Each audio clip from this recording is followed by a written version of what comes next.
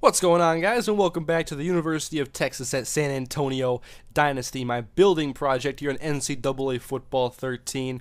Thank you to everybody who has been supporting this series thus far, and please continue to keep supporting the series by leaving a lot of likes on the video. The more likes we get, the more often I'll put up these episodes, and we're doing some recruiting here. Most of the comments in the last video wanted me to do recruiting before the actual game, and so I'm doing it this time. And our number one prospect here, Fred Arnold, middle linebacker out of Texas. He lives in Texas, that is. He has a soft commit for Colorado, and so I'm trying really hard to get him to change his mind, to sway his decision making, because that is my number one prospect. He's got speed in the 80s, coverage ratings in the 70s, and that's something for us to build our defense around here in San Antonio. And so Dominic Carter is my backup plan, like I explained in the last episode. But even with him, I have to jump over Texas Tech, and he's got 84 speed, worse coverage ratings. But that is my backup plan. And so I'm just trying to go after some 3-star recruits. Not too many of them, though. I want to have a decent draft class this year, bring some new talent onto the team. I've been looking at upgrades at any position, but at least probably my most satisfied position right now has to be quarterback. I'm really impressed with Eric Souza, and I'm thankful that he is not a senior, and I don't expect him to leave for the NFL draft or anything like that after this year. And so this is going to be the toughest game on our schedule, guys. Our only ranked opponent, and we're going to play against the Texas Longhorns. And someone pointed out in the last video that's actually Evans Okacha, and I downloaded the UTSA football roster to my desktop on my computer so I can pick it up anytime I need to, and I changed his name to Evans Okacha, which is his actual name. And so we're here, we're in the Alamo Dome, and this place is packed. Not sure if there's more Longhorn fans or more Roadrunner fans, but it looks about 50-50 here in the Alamo Dome, and we're looking to kick this off. It's going to be a tough game, but perhaps we can build ourselves a little rivalry here against Texas. We get the ball first. Evans Okacha up the middle. We'll take that 5-yard gain. Going to take what we can get in this game. Not going to be too greedy. And then Eric Souza, he tries to hit his man. That's Brandon Harrison, but it hits him right in the forehead or somewhere on the face, and it's incomplete. Then Souza finds Cam Jones. He's going to get out of bounds at the 34-yard line, so we do get a first down on our first possession here. You can see already a little smack talk going on between Cam and one of the cornerbacks. Then Souza out of the backfield. Evans Okacha breaks the tackle, and then he's pummeled after a loss of a couple of yards on the play. And so that brings up 3rd down and 8, and Souza's going to dump it off to Okacha again in the backfield, and the ball is stripped out, and it's caught in midair by Steve Edmond, the linebacker. And you can see on the replay, first guy that meets him just rips it out, and I believe it went over the head of Kenny Harrison there, right into the hands of Steve Edmond. He could have probably snatched it there. Was definitely not expecting that. Then he makes the tackle, so it's Texas ball now. They pitch it outside to Malcolm Brown, and I got to stop sprint tackling. I mean, I miss so many tackles when I just sprint to try to go full bore into the running back. So Malcolm Brown's going to score a touchdown here. And in one play for Texas, it's 7-0. Eric Souza now on the next possession for us. He's going to evade one defender, throw him aside, but then he is sacked. 3rd down and 18 coming up. Souza, see if he can get a big play here. He'll throw it up top. He's got a man open with a couple of steps on the defender, and Brandon Harrison just dropped the ball.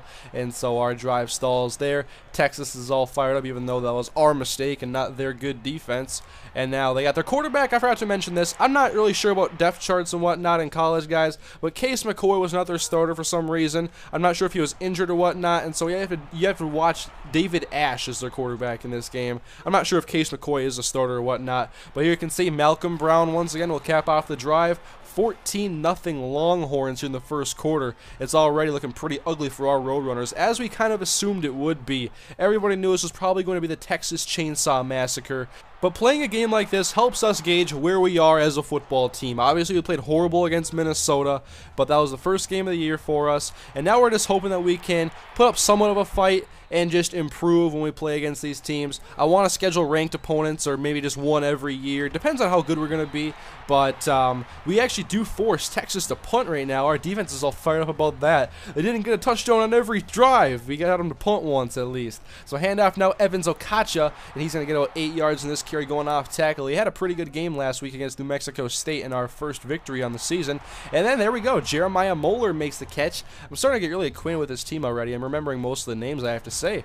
Evans Okacha again on a carry. All we're looking for is a consistent 4 to 5 yards for him, and we get a holding penalty. It's going to nullify the gain. That's going to back us up now and force 2nd down and 20.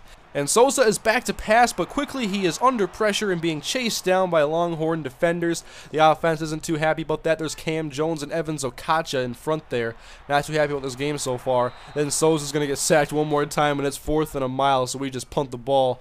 And Texas has it with great field position, and Ash is going to find his man Goodwin. That is Marquise Goodwin inside the 5-yard line now, setting up 1st down and goal. Roadrunners trying to apply pressure, and there is a catch and a touchdown for Barrett Matthews, the tight end. 2 seniors back-to-back, put some big plays in this drive. And then UTSA is back on offense. Hey, Jeremiah Muller making a nice catch there, reaching over the top of the defender's head to make that one.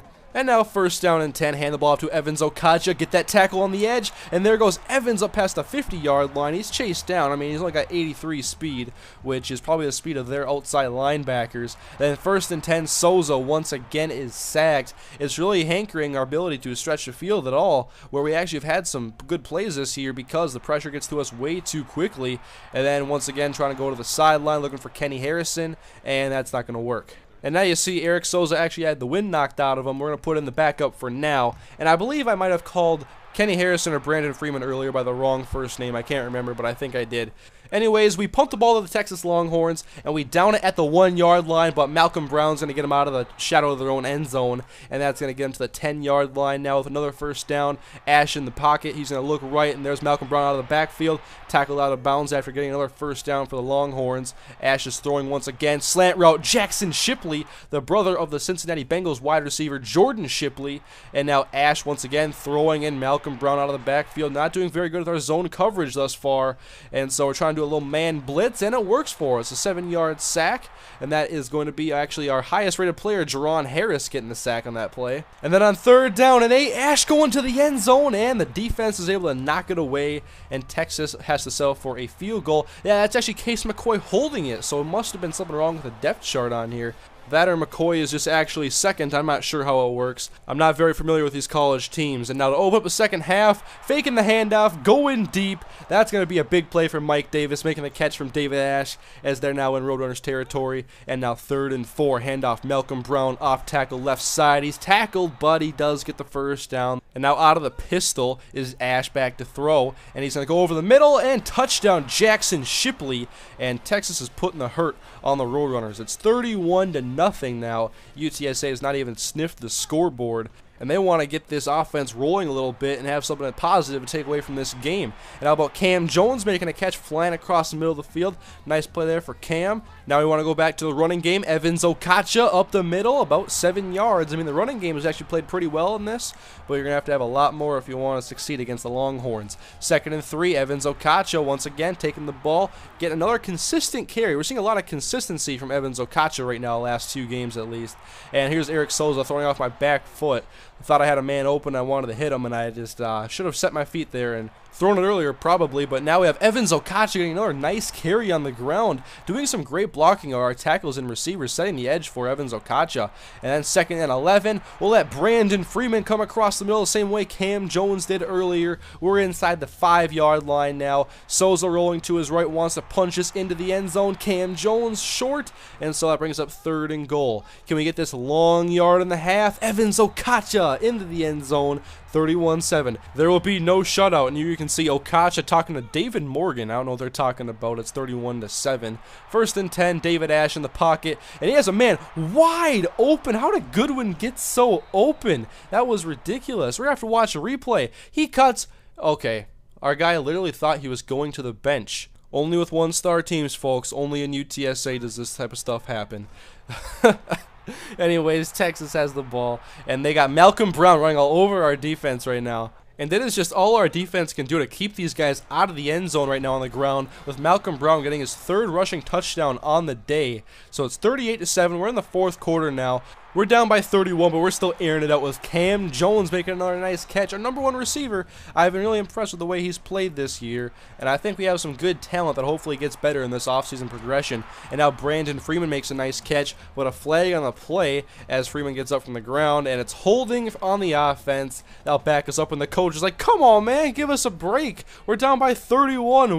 You're the University of Texas at San Antonio.